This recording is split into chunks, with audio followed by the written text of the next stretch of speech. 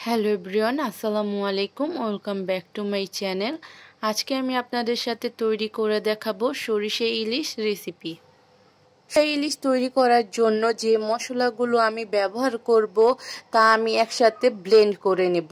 এখানে আমি 3 টেবিল চামচ পরিমাণ নিয়ে নিয়েছি কাঁচা সরিষা এবং 2 টেবিল চামচ পরিমাণ নিয়ে নিলাম রসুন কুচি এবং 3 টেবিল চামচ পরিমাণ নিয়েছি পেঁয়াজ কুচি এবং সাথে দিয়ে দিব 3টা কাঁচামরিচ এবং লবণ দিয়ে দিব। সবগুলো একসাথে ব্লেন্ড করে নিব।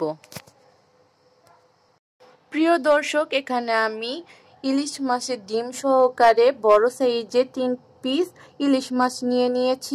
এখন চুলায় একটি প্যান বসিয়ে নিব এবং দিয়ে দিব 50 ml সরিষার তেল। প্রিয় দর্শক, সরিষার তেলের মধ্যে আমি দিয়ে দিব হাফ টেবিল চামচ হলুদ গুঁড়ো এবং 1 টেবিল চামচ পরিমাণ দিয়ে দিব মরিচ গুঁড়ো। মরিচ গুঁড়ো এবং হলুদ গুঁড়োকে আমি 20 সেকেন্ড মিডিয়াম লো হিটে ভেজে নিব। প্রিয় দর্শক, এই সরিষা ইলিশ রান্না করার পর স্বাদে গন্ধে অতুলনীয় থাকবে। আশা করি আপনারা এই রেসিপিটি বাসায় অবশ্যই ট্রাই করবেন। প্রিয় দর্শক, এখন আমি ইলিশ মাছগুলোকে তেলের মধ্যে হালকা ভেজে নিব।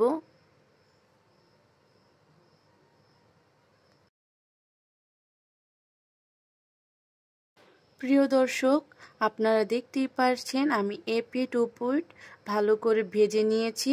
এখন আগে থেকে যে মিশ্রণ আমি তৈরি করে রেখেছিলাম সেই মশলাগুলো আমি ইলিশ মাছের মধ্যে দিয়ে দিব।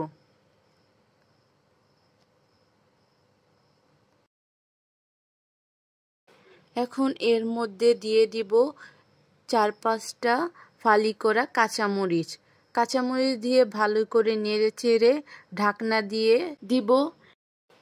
প্রিয় দর্শক, আমার ভিডিওটি যদি আপনাদের ভালো লাগে বা উপকৃত হন অবশ্যই আমার চ্যানেলটি সাবস্ক্রাইব করে দিবেন এবং ফেসবুক থেকে দেখে থাকলে অবশ্যই আমার চ্যানেলটি ফলো করে